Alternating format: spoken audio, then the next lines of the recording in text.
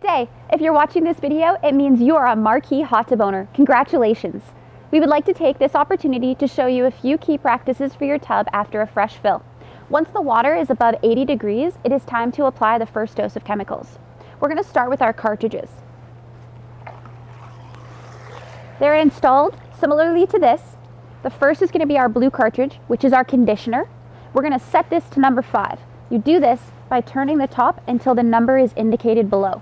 For the green bromine cartridge, we're going to set that to number 2.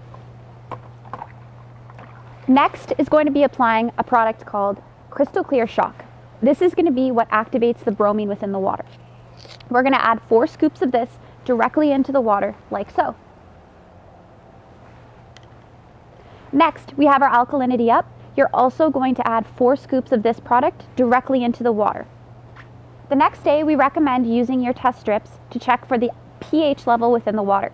The ideal pH range is 7.4 to 7.6 for bather comfort. All of these products are available for purchase at our retail store, which is located at 711 Kipling Avenue in Etobicoke, and also on our online store, which is located at gibsandpools.com on the shop tab.